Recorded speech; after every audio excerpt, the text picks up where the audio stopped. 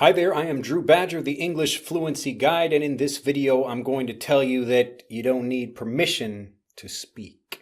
You don't need permission to speak. This is going to be a very quick video, but it is an important reminder for you out there, especially because a lot of people, number one, they are worried about making mistakes when they speak, and number two, this is another thing I hear even from, especially out here in Japan, because people are always very polite and they're especially trying to not make mistakes, is they apologize for what they say. Or if they make a mistake, they say, oh, I'm sorry for my bad English or something like that. So don't say sorry about your English.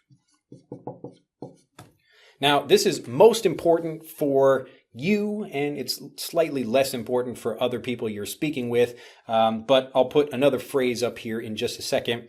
But this is a very important idea because for most of people's lives, they are taught to get permission to do something from a very early age. They have to ask their parents permission to do something, like even going to the bathroom at school. You have to say, hey, can I go to the toilet?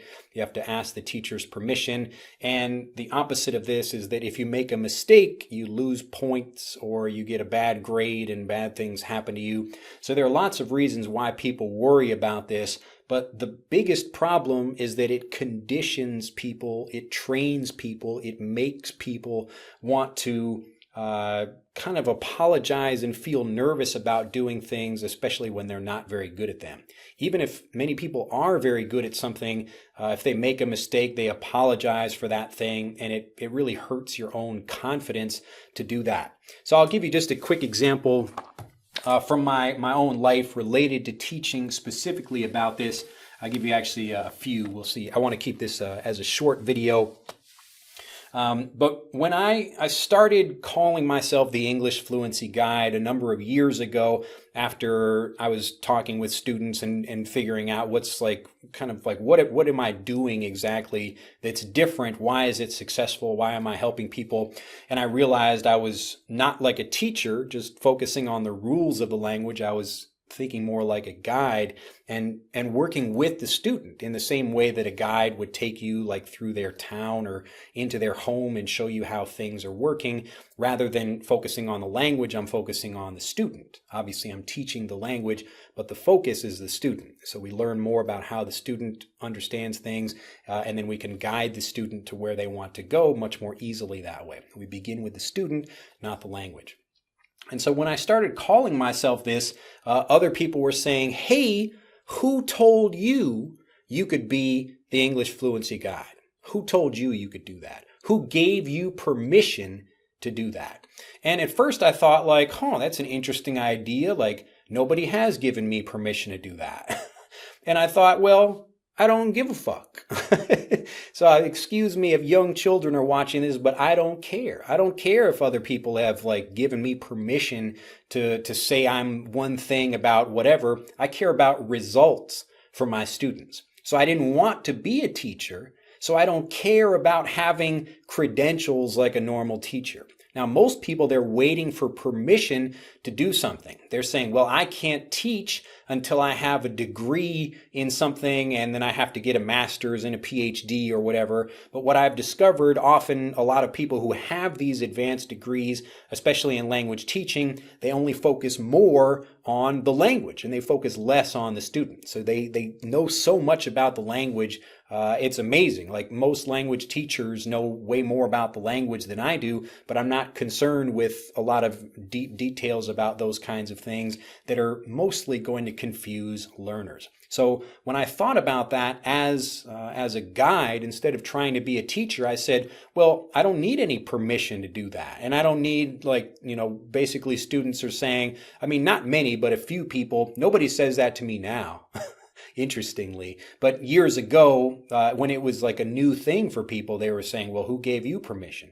Who gives you the right to do something like that? Now, the reason I'm bringing this up is because a lot of people, like non-native speakers, are thinking, well, kind of subconsciously, even if they don't really think about this or know it, they're thinking to themselves like, I don't have the right to speak, or who am I to speak English and try to speak with other people, and that's why they apologize. So they don't realize they're doing it. They don't realize why they're doing it. But when people make mistakes in conversations, and I make mistakes when I'm speaking Japanese, but I don't stop what I'm doing to apologize for it, because I have a right to speak Japanese just like anybody else. I might not speak it as well as a native speaker who's learned it for 50 years, but still, I'm not going to apologize for that. So let me give you another great quote to remember, just an interesting idea. This is always, or here, let me write it differently, often, and people have often, I can't write and think at the same time. Some people will hear me use this as often or often. It doesn't really matter. Again, I'm not going to apologize about that. So often wrong, W-R-O-N-G, but never in doubt. Often wrong, but never in doubt. So I'm not worried, like I'm going to be wrong sometimes, but you don't see me getting nervous about it and thinking, oh no. A perfect example of this, I was with some friends of mine, and I was at a parking lot at a mall a few years ago, and we all were done shopping and we went back to look for the car, and I said, oh, the car is over here. And the car was not over there, but I had like walked in there, and then I didn't say sorry or do anything. I just said, oh, actually the car is over here. So I was wrong, but I was not in doubt. And my friend who was walking with me, another guy who's also like, he's a smart guy, confident guy, and he was just like impressed that I did that. So even though I was wrong, I wasn't in doubt. So I wasn't nervous. I wasn't feeling unconfident about that. And this is different. I think somebody asked me in a video comment, like on a previous video, about how I developed confidence. I'll talk more about that maybe in another video. If you'd like to learn more about that, click on the, actually just write a comment down below this video if you'd like to learn more about that, because I was not very confident at all as a young man, as a child. So anyway, this idea of often wrong but never in doubt, this is why you see people on television, especially in business news, where you'll have one guy that says, hey, the stock market is going to go up tomorrow. And then another woman says, hey, the stock market is going to go down tomorrow. And most people are wrong. Or the same thing about like a psychic. So someone who's saying, you know, like this will happen tomorrow, and then it doesn't happen. But nobody cares. If you say it with confidence, everyone forgets about the mistakes or the times where you were wrong. And so for a language learner, people don't remember even like 20 minutes later that I said some grammar point wrong. They don't care. They only care if I make a big deal out of that. So if I am often wrong but never in doubt, then I'm going to feel a lot more confident about speaking, because so what? I make a mistake, boom, I just keep on going. Just like I was in the parking lot. I think I didn't know where the car was like 2 or 3 different times. But I still, like, in the end, I was like, there it is over there. And we finally found the car. And the reason I did that is because nobody else had any other idea anyway. We were all lost. But you look to the person who feels confident, who is not in doubt, who is not feeling uncertain, who is not feeling nervous about that. So you don't need to ask for permission, and you don't need to say, I'm sorry, if you make a mistake. Does that make sense? This is how you build your confidence, or it's kind of one of the pieces about building confidence, where it's okay to be wrong. The most important thing is to not be in doubt. So like nobody is perfect all the time, but many people are often in doubt. Does that make sense?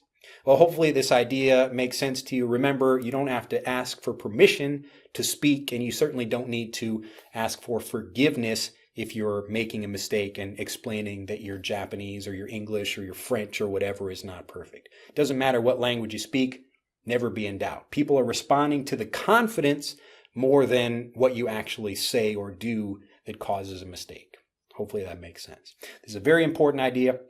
Remember it, apply it to your learning and your speaking, and you will become a much more confident, fluent speaker much faster, because you will feel a lot more excited about speaking because you're just focusing on this part, about never being in doubt. All right? Well, if you'd like to learn more about this, you can start applying these lessons more by clicking on the link in the upper right of this video or on the link in the description below this video, and you can learn more about the programs and how I help people become much more confident speakers. Not only these principles, but also a lot more of the vocabulary that native speakers are actually using. So click on the link in the upper right or in the description below this video. And if you'd like to continue learning with the English Fluency Guide here on YouTube, just do these 3 simple things right now.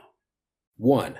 Click on this link to subscribe to my YouTube channel for over 500 free videos.